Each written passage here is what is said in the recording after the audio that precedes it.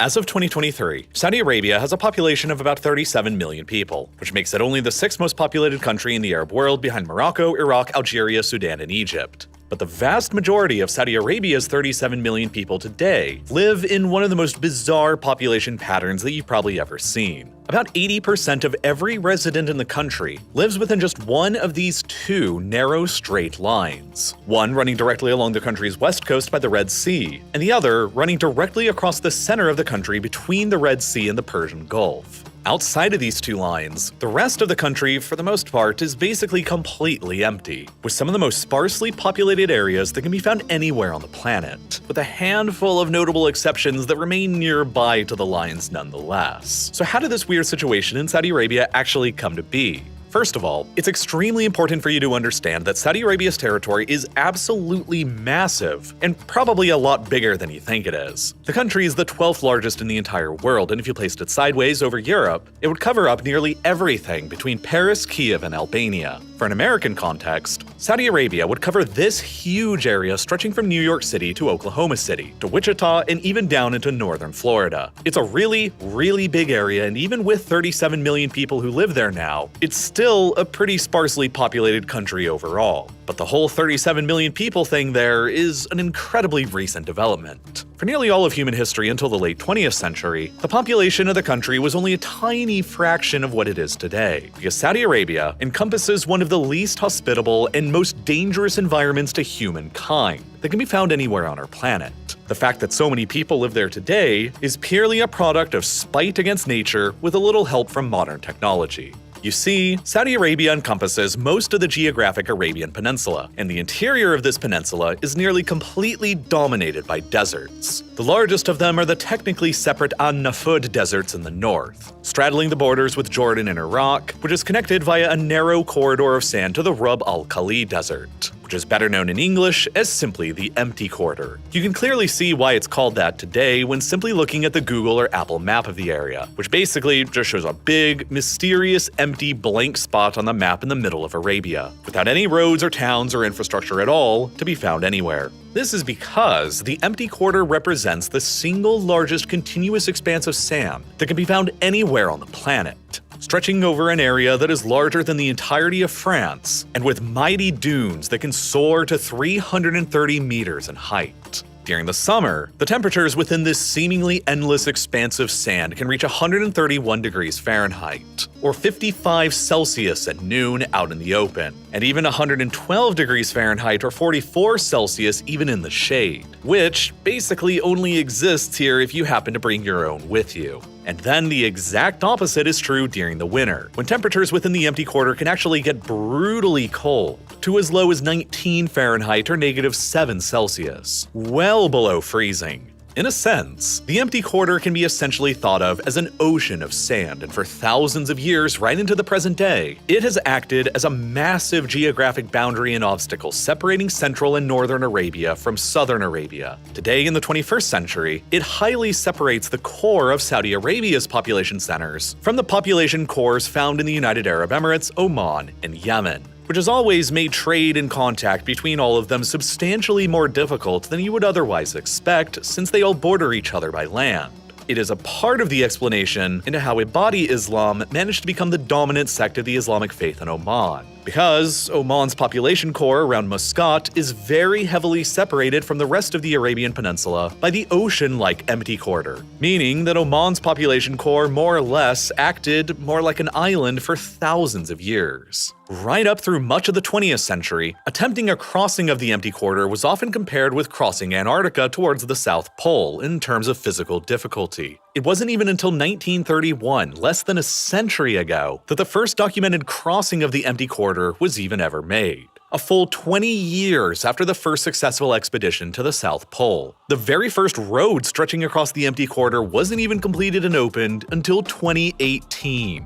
a road that only then connected Oman directly to Saudi Arabia for the first time in all of human history, despite them sharing a land border that is 658 kilometers long. Up until then, the only way to get from Saudi Arabia to Oman was by camel, 4x4, driving for about 18 hours through the United Arab Emirates first, a boat, or a plane. And even today, after the road has been finished, very few people ever venture far beyond it. And a great deal of the empty quarter remains unexplored and mysterious to humanity, with no permanent inhabitants or towns and fleetingly rare nomadic Bedouin. It is truly one of the final frontiers for the human species still remaining on our planet. And then, outside of the empty quarter and the An Nafud, are not much better lands from a human settlement perspective either. Saudi Arabia is also the largest country in the world that doesn't have a single permanent river to be found anywhere within its territory. And nearby Yemen, Oman, the United Arab Emirates, Qatar, Bahrain, and Kuwait all don't have any rivers within any of their territories either. The closest rivers that can be found to Saudi Arabia are the Jordan River running through Jordan and the Euphrates River running through Iraq. And at the exact same time, rainfall is also extremely scarce within Saudi Arabia as well, because of the country's unique topography and geographical setting.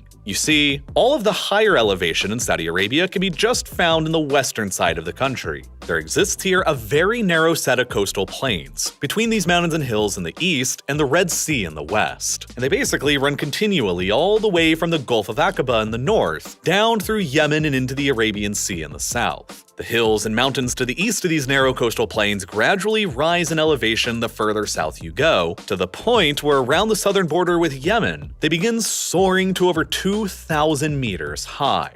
And then they remain that high all the way through Yemen towards the Arabian Sea. Consequently, these big and high mountains do several different things for the overall climate of the Arabian Peninsula. First of all, they capture significant amounts of moisture that blow into the peninsula from the Arabian and Red Seas. And so, these areas in the southwest of the Arabian Peninsula between Yemen and Saudi Arabia experience by far the highest levels of annual rainfall that the entire Arabian Peninsula sees. Moreover, the mountain's high elevation, hundreds to even thousands of meters up above sea level, means that the temperatures up here are a lot cooler than they are back down at sea level, which means that they offer tremendous and welcome relief from the oppressively hot temperatures that most of the peninsula experiences all throughout the summer months. Thus, the wettest and mildest climate that can be found anywhere in the whole of the Arabian Peninsula is specifically within this area of the peninsula's southwest corner, straddling Yemen and Saudi Arabia, while the harshest and driest environment of the peninsula is found almost immediately beyond the mountains in the center of the peninsula, and in the center of Saudi Arabia. Thus, the southwest corner of Arabia has pretty much always been the most densely populated part of the peninsula for thousands of years now, and it continues to remain the most densely populated part of both Saudi Arabia and Yemen today. The line that we drew for Saudi Arabia running across the western coast that runs over all of these coastal plains and mountains of course continues on down through Yemen as well. And within that line in Yemen is also where the vast majority of the Yemeni population live as well. The mountains and the relatively moderate and wetter climate that they provide within this region is also why Yemen's population is so much more enormous than neighboring Oman's population. It's also part of the explanation for why the civil war in Yemen that has been ongoing since 2014 has been so much more turbulent for Saudi Arabia than Oman, despite both of them technically bordering Yemen, because Saudi Arabia's most densely populated territory is immediately across the border from Yemen's most densely populated territory, while Oman's population core is separated from Yemen's population core by over 1,500 kilometers of nearly continuous and empty desert. But despite this area being the densest part of Saudi Arabia overall, the country's biggest cities are all found outside of it.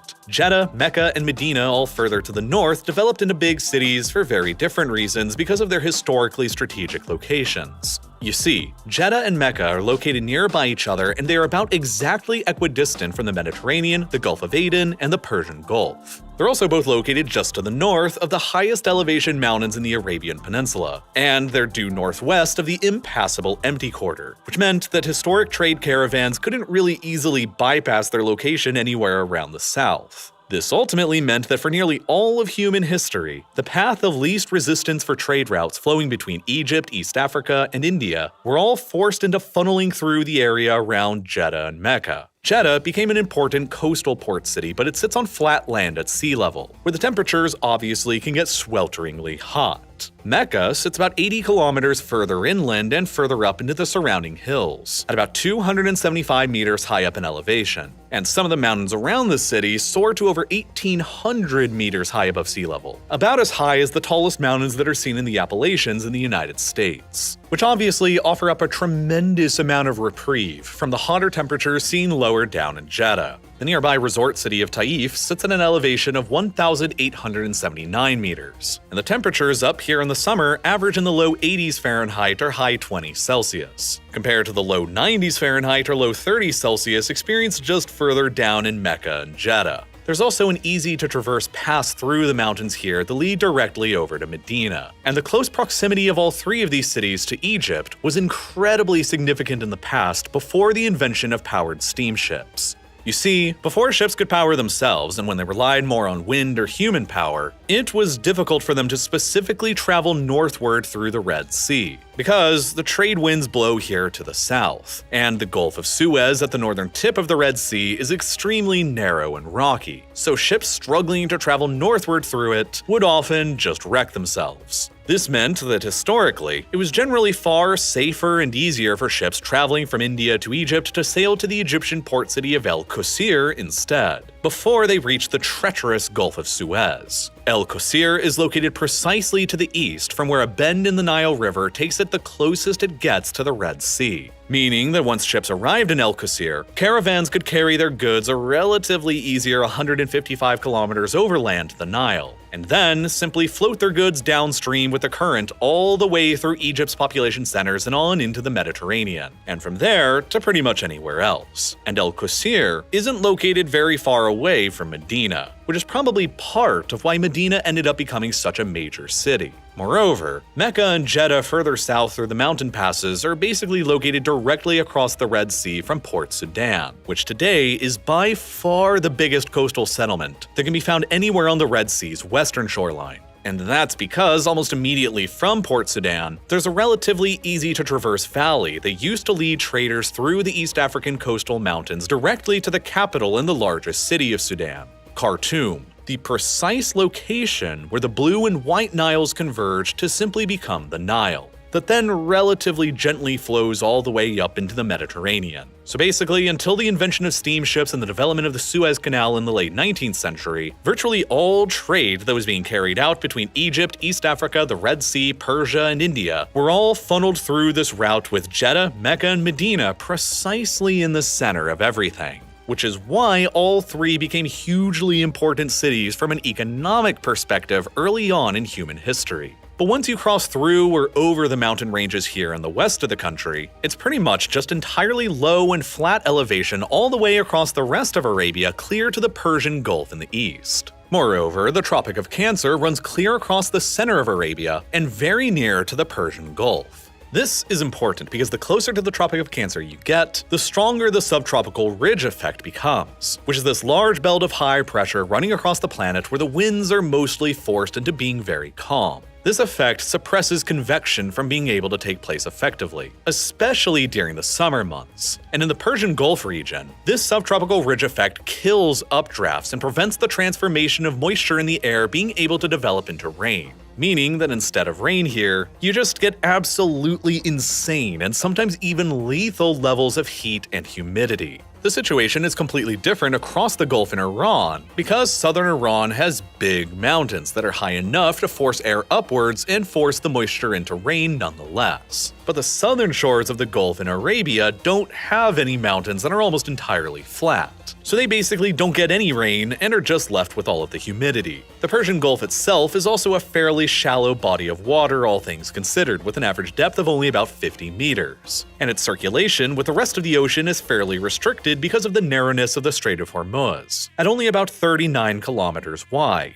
Which all ultimately mean that the Persian Gulf isn't very good at either absorbing a massive amount of heat because there isn't a lot of water volume to do that, and it's very bad at circulating its small volume of hot water with the rest of the ocean to keep it cooler during the summer. That ultimately means that the southern shores of the Gulf get the worst of every imaginable world. extremely hot temperatures with very little wind and no cooling effect from a large body of water, and runaway humidity without any rain, which further prevents the atmosphere from being able to cool down during the night, because the humidity is very high and that retains all of the heat.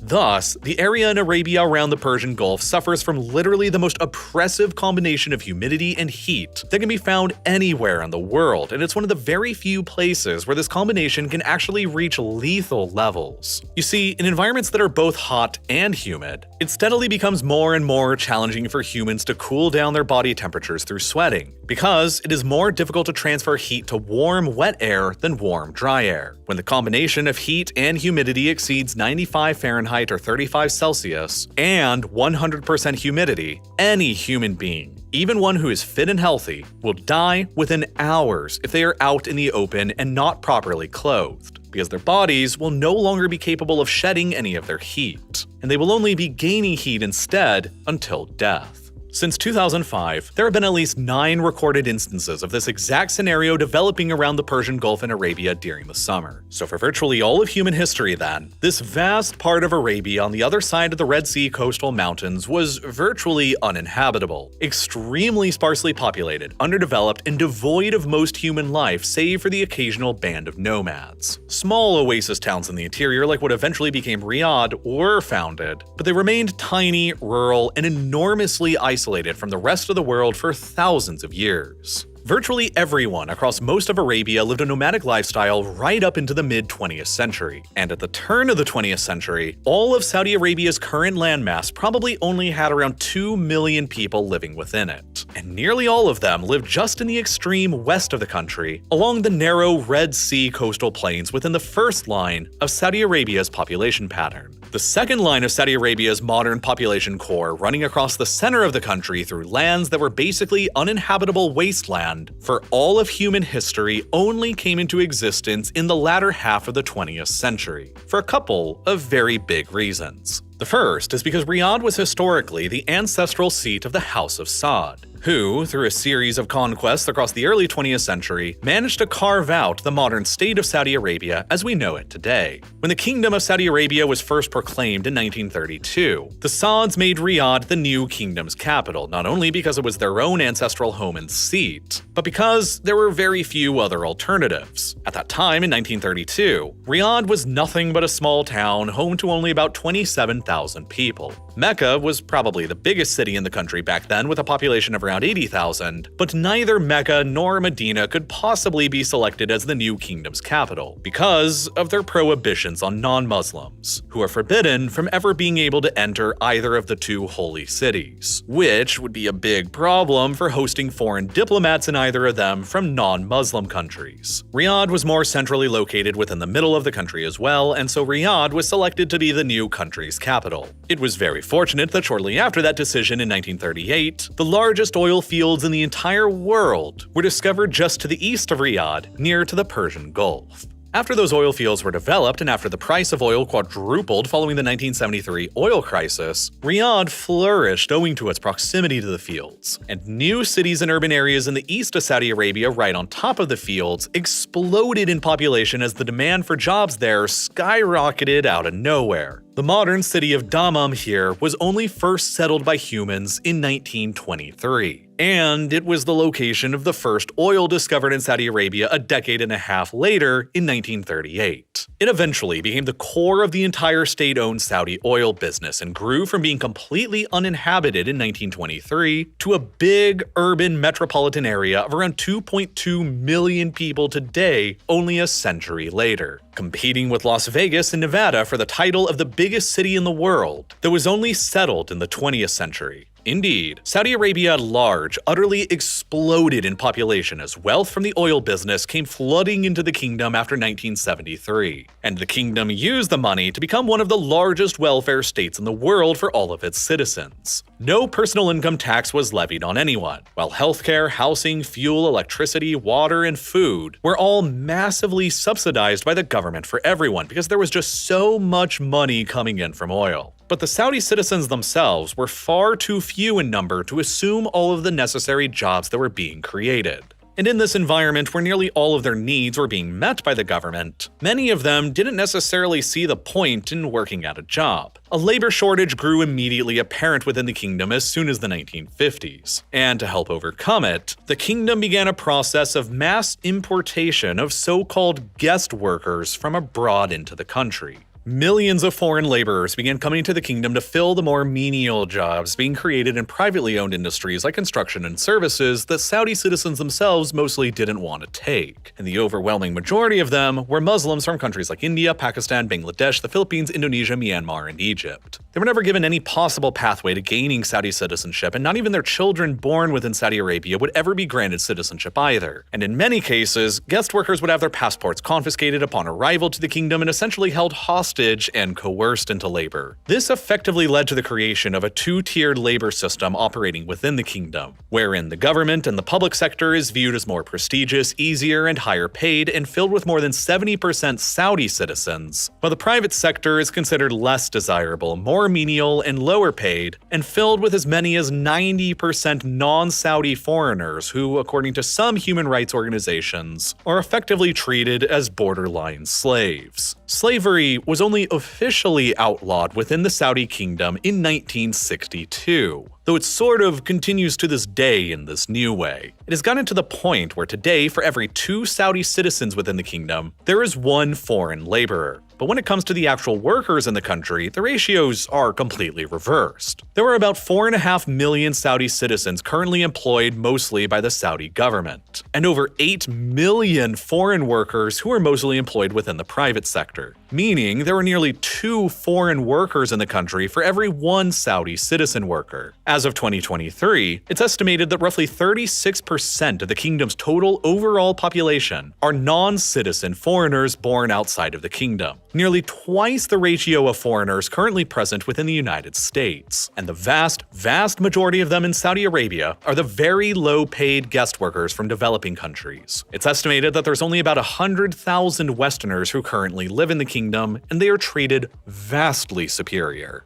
But because of all these factors combined, Saudi Arabia literally became the fastest urbanizing and the fastest developing society that has ever been witnessed in all of human history. In 1950, shortly after World War II, the entire Saudi population was estimated to only be around 3.1 million people. Fewer than 30% of them lived in cities, the vast majority of the population remained nomadic, and Riyadh remained an isolated and quiet town with only 83,000 people, while Jeddah and Mecca each only had a tad more than 100,000. Over only the 70 years of history that have taken place since then, enough for a single lifetime to have witnessed, the population of the kingdom has exploded by nearly 12 times over to around 37 million people today. Riyadh and Jeddah have each transformed from mere villages and towns into massive, globally important metropolises with populations of 7.7 million and 5.3 million people respectively. Now, more than 85% of the country lives in cities, having gone from about as urban as Burkina Faso to about as urban as Finland, all within a single lifetime. And as a result, this is why the population pattern of Saudi Arabia ended up evolving into the way it appears today, with the overwhelming majority of the population living within just these 2 lines. The historic line running along the country's west coast, which is far more naturally habitable than anywhere else in Arabia, and the new line running across the country's center, which is completely artificially created and a very recent development only made possible through enormously expensive engineering efforts paid for by the kingdom's lucrative oil business. But 37 million people living within Saudi Arabia today is extremely problematic for a whole bunch of reasons. And it's likely not going to be very sustainable for the long term because there are obviously a ton of problems created by Saudi Arabia's currently massive population in one of the least hospitable environments on the planet. First of all, water access. As cities like Riyadh and Dammam grew into metropolises with millions of people in an area without any rivers and without any rainfall, they quickly began hitting water supply issues. Saudi Aramco, the state-owned oil giant used to searching for underground oil and gas deposits, was tasked with searching for underground water deposits as well, and they found a lot of them. Once upon a time, as recently as the 1970s, these underground water aquifers they found within the kingdom contained enough freshwater volume to fill up the entirety of Lake Erie. Sea between the United States and Canada. But the problem with them is that with rare to non-existent rainfall, these aquifers were all non-renewable and they could never possibly be replenished on a human timeline. And as the kingdom continued developing and growing in population, their needs for food increased alongside their needs for water. But Saudi Arabia has hardly any ability to grow any of their own food, as only about 1.5% of their land is actually considered to be arable. That means that despite being the world's 12th largest country by total amount of land, the amount of land within the kingdom that's actually considered suitable for agriculture is about as much as Czechia possesses, the world's 115th largest country, only home to fewer than 11 million people.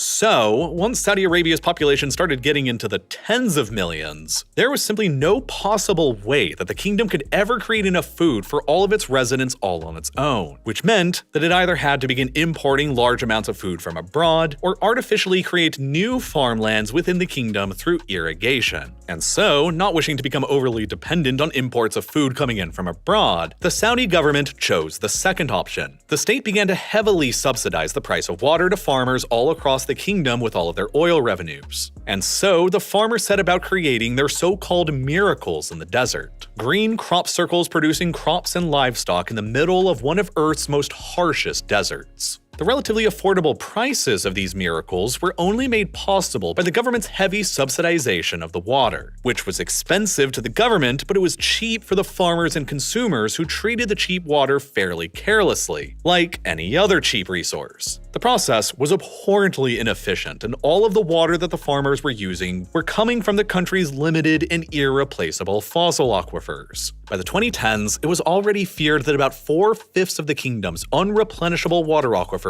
had already been depleted, and it was further feared that they would run completely dry altogether by only the 2030s. Recognizing this, the government began banning the production of certain water-thirsty crops within the kingdom like wheat in 2016. Subsidies for water were relaxed or ended altogether, and the intensive, inefficient farming practices in the desert finally began to end. Instead, the kingdom began using the vast resources in its oil-generated sovereign wealth fund to buy up agricultural land in other countries abroad that were more suitable to farming, where crops will be grown and harvested and exported back to the kingdom. But the great water problem that this all left over for the kingdom has been profound. Now, without any rivers, hardly any rainfall, and vastly depleted aquifers teetering on the brink of empty, the kingdom had little other possible ability to get water to big, growing, and thirsty cities in the east like Riyadh and Dammam. The only solution, really, was to build out what was nothing less than the largest desalination operation the world has ever known. Once again, paid for by the kingdom's oil revenues. At least 17 desalination plants have been constructed across the Persian Gulf and the Red Sea coastlines of Saudi Arabia to date, to convert the ocean's salt water into drinkable freshwater, and even more are being planned and built all the time to further accommodate the growing and thirsty population. It's currently basically the only way that the kingdom's biggest city, Riyadh, gets any water now at all. A vast series of pipelines stretching for 467 kilometers across the empty and harsh deserts connect the many desalination plants on the Persian Gulf with the capital city and its 7.7 million residents, providing them now with virtually all of their drinking water supply.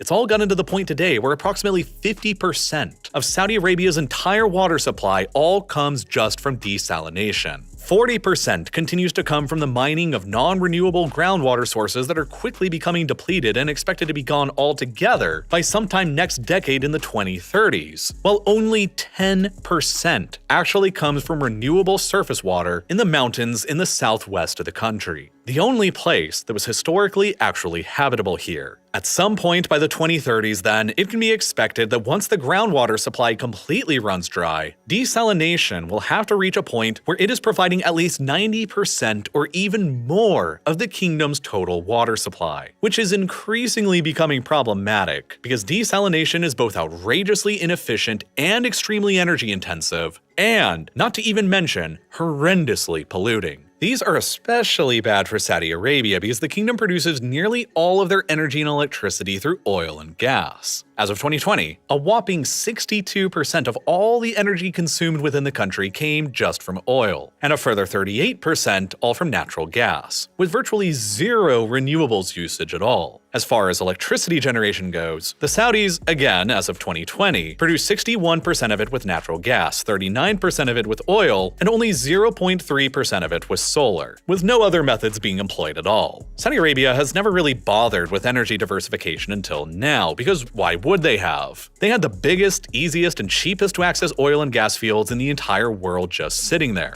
But the problem is that as Saudi Arabia's energy and electricity needs have grown as the population has grown and gotten more developed, it's eating more and more into the state's potential budget and coffers. Because Saudi Arabia earns nearly all of their government's budget through selling their oil and gas to customers abroad. And the more of that oil and gas that gets consumed domestically, the less they have available to export and sell abroad, and the less budget they have to work with. And the more unstable the country can become, as they need to compensate for that by raising taxes that the people aren't used to, or cutting down on welfare programs that the people are used to, or by cutting down on defense spending that the state needs in order to survive against its many enemies and external geopolitical threats. It's already estimated that some 25% of Saudi Arabia's total domestic oil and gas consumption is simply directed towards firing up power plants to provide the electricity needed to keep the desalination plants pumping to generate water. And it's estimated that by 2030, it may increase up to as much as 50% of the kingdom's oil and gas consumption, all being dedicated solely to the desalination plants, essentially meaning that the kingdom is simply converting large amounts of its oil into large amounts of water. But that's far from the only thing the Saudis are sacrificing a lot of their oil and gas for. Water, gasoline, and electricity are all provided to the citizens of Saudi Arabia at fractions of a price that are seen in other developed countries as a part of the kingdom's great welfare bargain with the people. Prior to 2012, gasoline was even cheaper within the kingdom than water, at about 50 cents a gallon, and it remains at an average of only about $2.35 a gallon compared to $3.90 in the United States and $7.35 in the United Kingdom.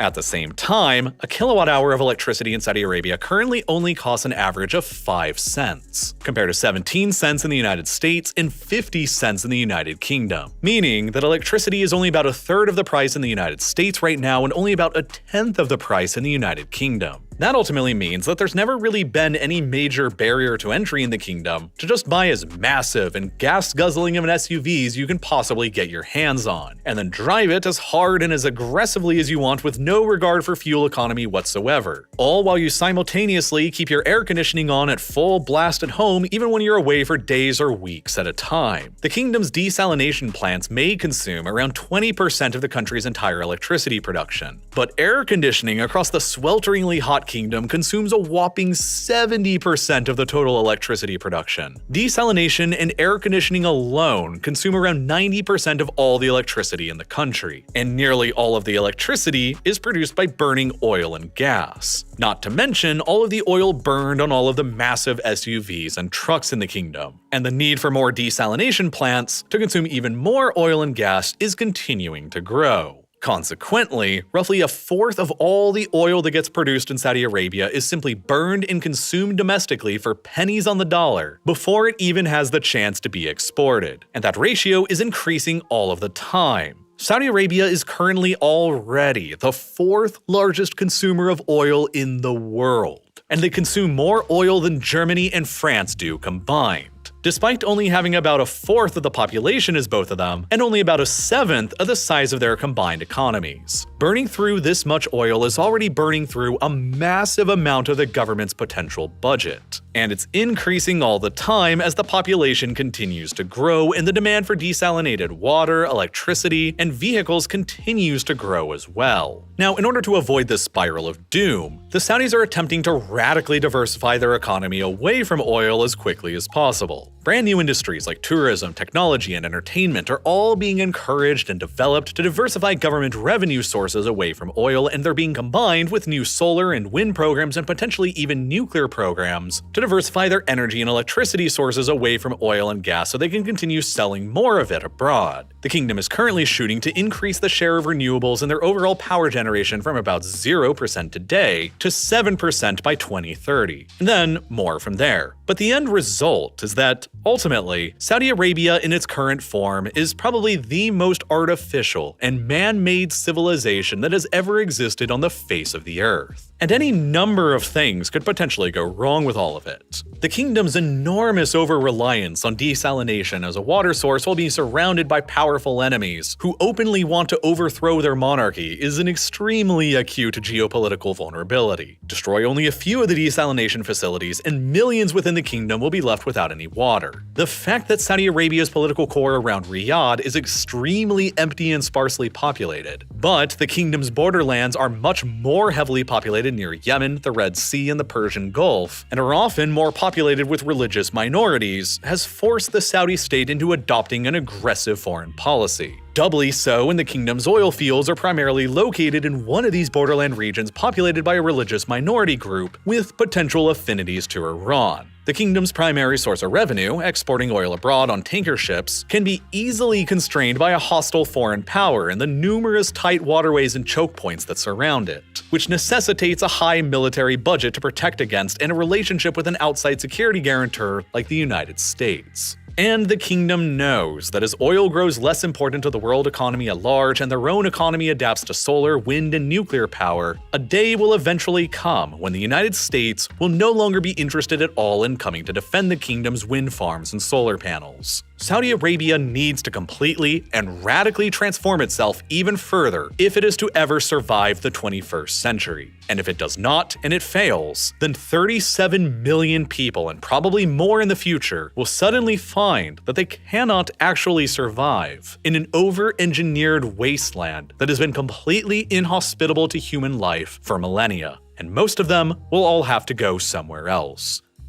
Now, the most habitable part of the Arabian Peninsula, down in the southwest corner where it actually rains and where there's actually water, has long been the population core of the entire peninsula. And it used to be the economic core of the peninsula as well until the discovery of oil in the 20th century that shifted it over towards the Persian Gulf instead. It's also the very first location where coffee plants imported from nearby Ethiopia were actually cultivated sometime in the late 15th century, leading to the development of roasted coffee beans and the modern coffee beverage that we know today. Within the strictly Islamic society of the time where alcoholic consumption was completely forbidden, coffee quickly became the preferred beverage of choice instead. And it was from these hills and mountains around Yemen where coffee then spread across the rest of the world from the Yemeni port of Mocha, which lent its name to modern mocha coffee. Over the centuries ever since then, coffee has grown from its small origin in the hills of Yemen to become literally the most popular beverage consumed all across the world today. And you can even get fresh coffee delivered straight to your door now with today's sponsor, Trade Coffee. Trade is a coffee subscription service that partners with over 55 of the country's top indie roasters to help you brew cafe-quality coffee at home. And all of their coffee they ship to you will always be sent within only 48 hours of being roasted, so you always get the freshest coffee possible. And it's also so ridiculously easy to use. Scheduling your delivery is easy with highly customizable plans, free shipping, and anytime cancellation. And it's also so much fun learning about all the cool roasters that you can order from. I personally always enjoy drinking coffee while I'm working and doing stuff, so I ordered myself a bag of Party Wave from Tahoe's own drink coffee, Do Stuff, which was super flavorful and perfectly deserving of its name. So if you want to upgrade your own morning routine with better coffee you can make yourself at home, Trade is offering every RealLifeLore viewer a completely free bag of coffee with any subscription you want to sign up for at drinktrade.com/RealLifeLore. The link is also down below in the description, and when you get one there, you'll also be greatly helping to support the channel while you're at it. And as always, thank you so much for watching.